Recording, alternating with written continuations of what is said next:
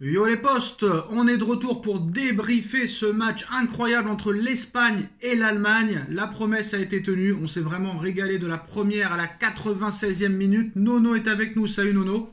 Salut Sacha. Alors très clairement, match nul, un but partout, un point chacun, mais très clairement, en première mi-temps, Nono, les Espagnols ont étouffé, asphyxié carrément les Allemands qui n'ont pas vu le ballon entre la première et la 45e minute de jeu. Tout s'est joué dans la dernière demi-heure. Les Espagnols, franchement, moi, je les ai trouvés impressionnants en première mi-temps. Mais il manquait quand même de profondeur, de joueurs offensifs, de talent offensif devant. Mais très clairement, ils ont eu chaud les Espagnols parce que à la fin du match, très clairement, l'Allemagne aurait pu l'emporter. L'Allemagne est revenue. Qu'est-ce que tu as pensé, Nono, de la prestation de l'Espagne, de l'Allemagne, de ce match en général? Et on va parler aussi de la suite de ces deux équipes parce que l'Allemagne est en grand danger. On va voir ce qui va se passer, mais très clairement, ça a été un très beau match en tout cas. Eh ben Sacha, pour commencer, je vais d'abord te dire qu'on a vu le meilleur match depuis le début de la Coupe du Monde. Je vais te dire aussi que le football est cruel parce que le jeu fourni par l'Espagne a été exceptionnel pour moi pendant 80 minutes. Les 10 dernières minutes ont été un peu plus, un peu moins bonnes. Est-ce qu'ils pensaient qu'ils avaient déjà gagné? J'en sais rien. Mais quel beau jeu, quel beau jeu, quel beau jeu. Contre une très bonne équipe d'Allemagne aussi. Alors non, moi je suis pas d'accord. Moi j'ai l'impression qu'ils n'ont pas tenu jusqu'à la 80e. C'est dès qu'Alvaro Morata a marqué de ce superbe but. L'action espagnole sur le but, Nono, c'est du grand art. Ah, c'est magnifique, c'est somptueux. Moi, j'ai pas de mots, c'est le football que j'aime. Je vais te dire honnêtement, ce football a une touche de balle. C'est merveilleux. Ah, la petite passe et le petit extérieur d'Alvaro Morata, franchement exceptionnel. Coaching gagnant de la part de Luis Enrique sur ce coup-là. Ah, bah, coaching hyper gagnant. Franchement, Alvaro Morata, il pourrait être cet attaquant très clairement qui manque à l'Espagne, mais je trouve quand même que Luis Enrique est d'accord sur ça. Ça a bien coaché, mais un mec comme Ansu Fati, par exemple, aurait pu apporter quelque chose offensivement. Alors d'accord, Olmo, en première mi-temps, il n'a pas été mauvais. Il est malheureux sur la barre à la 6e minute de cette super frappe qui a touché l'équerre et le poteau. Ça a été complètement incroyable. La barre plus le poteau.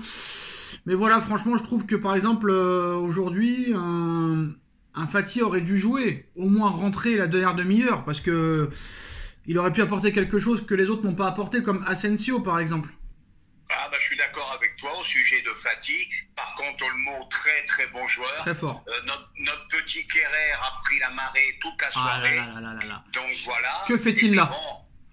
Et puis voilà, que fait-il là? Et il manque une seule chose à l'Espagne, comme tu as dit. Il leur manque un tueur, un phénomène, un style Mbappé. Voilà, c'est tout ce qui leur manque à cette équipe pour devenir vraiment injouable. Alors l'Allemagne a su réagir par l'attaquant de Hanovre, Füllkrug. Très beau bébé, très bon attaquant de Hanovre en Bundesliga. Et très clairement, lui aussi, peut-être qu'il aurait pu jouer avant. Mais voilà, il a amené, on va dire, de la puissance offensive. J'ai été déçu de l'entrée de Leroy Sané, même si sur la dernière action où les Allemands auraient pu marquer, il aurait pu être décisif. Mais voilà, j'ai trouvé moins tranchant, moins rapide, moins précis sur les passes.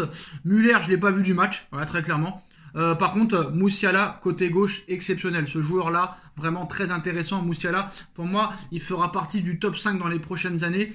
Ça a été le meilleur Allemand pour moi offensivement.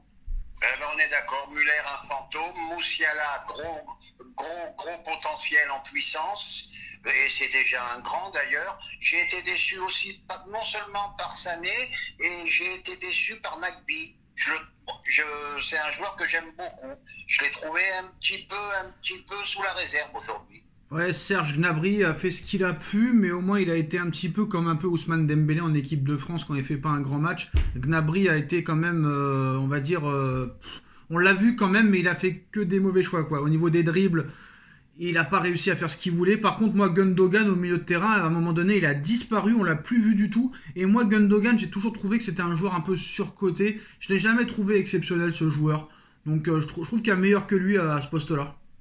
Peut-être. Bon, il a été étouffé par le pressing espagnol, par ces deux lutins, ces deux phénomènes-là qui doivent courir. Je serais curieux de savoir leurs statistiques, combien de kilomètres ils font, qu'est-ce que ça cavale, c'est inimaginable. Et puis il faut revenir un peu sur l'Espagne, ce jeu collectif exceptionnel. Il n'y a pas d'autre mot. Jeu collectif exceptionnel. Surtout avec un milieu exceptionnel dont Sergio Busquets là a été le point faible pour moi, surtout en deuxième mi-temps. Mais Pedri est un joueur extraordinaire, mais qui sera discret, je pense, dans sa carrière, parce que c'est pas un mec qui va te mettre 70 buts dans la saison et qui va te faire 28 passes décisives.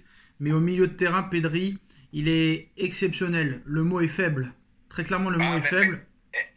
Et si vous n'êtes pas des footix, vous reconnaîtrez que Pedri est un joueur phénoménal qui sait tout faire avec le ballon. Et Gavi aussi est assez impressionnant.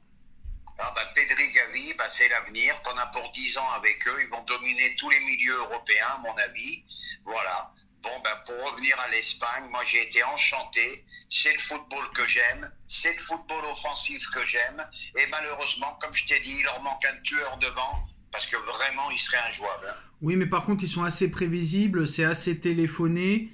J'ai l'impression quand même que au niveau de la possession de balle, ils savent pas trop quoi faire du ballon quelquefois. Donc attention, mais par exemple un Espagne-France pourrait être assez incroyable. Je ne sais pas si ça pourrait se faire peut-être en quart ou en demi, mais ça serait un gros match qui nous attendrait. Est-ce que pour toi, à l'heure actuelle, l'Espagne est meilleure que la France, Nono ? Pour moi, l'Espagne est au-dessus. Pour moi, l'Espagne peut faire tourner la tête à toutes les équipes du mondial, Brésil compris. Moi, je te dis, impressionné par ce collectif. Je suis un petit peu en désaccord avec toi. C'est pas le tiki-taka qu'il y avait avant, parce qu'il y a beaucoup plus d'intensité, beaucoup plus d'accélération. Non, je suis pas là-dessus, je suis pas trop d'accord avec toi. Sur le tiki-taka de l'Espagne ? Oui. Au niveau de quoi, du milieu ? Je dis que ça tourne moins en rond qu'à un certain moment où on sent. Ah oui, je vois ce que tu veux dire. Et là, voilà, mais là, on s'ennuie pas du tout avec le jeu espagnol. Ouais, c'est vrai qu'avant, c'était un peu du handball, on va dire. Voilà, on est d'accord. Alors que là, ça va plus. C'est plus clair au niveau du jeu offensif. Il y a beaucoup plus d'intensité et c'est beaucoup plus clair au niveau jeu offensif. Alors qu'à l'époque, le Barça de Guardiola et l'Espagne se ressemblaient.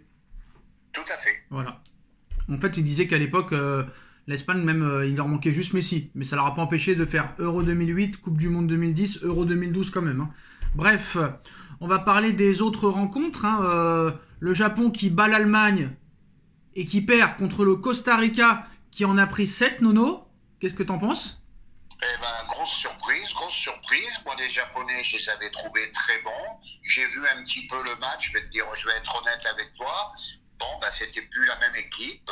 Voilà. Ils ont fait leur exploit et ils sont peut-être retombés à leur niveau. J'ai beaucoup aimé ce match, le Maroc qui bat la Belgique 2-0 et je suis content de ce résultat parce que voilà, la Belgique ne se renouvelle jamais. Ça continue avec les Eden Hazard, les Torgan Hazard, des joueurs qui n'avancent pas depuis des années et des années. Monsieur Thierry Henry, là, le grand connaisseur du football, qui donne des leçons à tout le monde. J'ai rien contre lui, mais il commence un peu à m'énerver depuis qu'il est consultant, qui a échoué en tant qu'entraîneur. Et pour moi, il n'est pas fait pour être entraîneur. Il a échoué à Monaco, il a échoué à Toronto. Plus personne n'a jamais voulu de lui. Et ça continue à donner des leçons. D'accord, ça a été un très très grand joueur, mais voilà. Si t'étais vraiment phénoménal, tu serais pas adjoint de l'adjoint. Parce qu'il est adjoint de l'adjoint, faut pas l'oublier. Donc, grand respect à ta carrière de footballeur. Malheureusement, ta carrière d'entraîneur et ta carrière de consultant ne va pas avec ce que tu dis. Et j'aimerais bien que ce gars-là retombe sur terre parce que j'ai l'impression qu'il a un melon. On parlait beaucoup du melon d'Mbappé, mais alors lui, il a un melon, lui. Là, j'espère que là, ça va le refroidir un petit peu. De parler d'Henri, ça m'intéresse pas trop. Moi, je vais te parler de la Belgique, c'est fini. C'est la fin d'une génération. Voilà, ils sont vieillissants. Il n'y a plus de vitesse. De Bruyne, méconnaissable. Je sais qu'il avait des problèmes avec l'entraîneur, etc. Mais voilà, la Belgique, pour moi... même De Bruyne contre le Canada, il avait dit en interview qu'ils étaient mauvais déjà. Qu'ils étaient déjà mauvais. Oui, non, ils ont été... vraiment, c'est fini. C'est plus la Belgique d'il y a 4 ans, faut oublier. Et on va finir par le Maroc. Des supporters exceptionnels. Et une bonne petite équipe marocaine. La Croatie qui en tape 4 au Canada. Pourtant, ça avait bien commencé avec Alphonso Davies. Mais malheureusement, à part David et Davies, il n'y a pas grand-chose dans cette équipe. Donc, victoire méritée de la Croatie, 4-1. Tout à fait. Attention aux Croates, ils sont toujours là. Attention. Et aujourd'hui, on a retrouvé un très bon Modric. Finaliste contre la France en 2018, assez revanchard. Allez savoir, pourquoi pas encore un France-Croatie en finale, tout peut arriver. Donc voilà, en tout cas l'Allemagne est en grand danger. L'Allemagne va devoir s'imposer contre le Costa Rica. Groupe de fous, hein. Espagne 4 points, Japon 3 points, Costa Rica 3 points, Allemagne 1 point. Japon-Espagne, le troisième match, Costa Rica-Allemagne. Donc vraiment il va y avoir de l'enjeu. Les troisièmes matchs de poule vont être exceptionnels, Nono. Ah, mais je vais peut-être t'étonner. Pour moi, l'Allemagne est qualifiée. Je vais te dire pourquoi. Parce que le Costa Rica, c'est très, très faible. Hein, bon, même s'ils ont gagné aujourd'hui, c'est très, très faible. Et par contre, attention, l'Espagne avec le Japon. Hein, attention quand même. Pour toi, l'Allemagne va se qualifier. Ah, contre le Costa Rica, je t'annonce 4-0. Attends, c'est pas la même chose. Ils vont gagner, mais c'est pas sûr qu'ils se qualifient. Hein. Eh ben, ça fera 3 et 1, 4. Si l'Espagne bat le Japon, ben, ils sont qualifiés. Ben non, parce que si l'Espagne a 4 points, il y a match nul, 5 points. Si le Japon et l'Espagne font match nul, l'Allemagne y sort, non?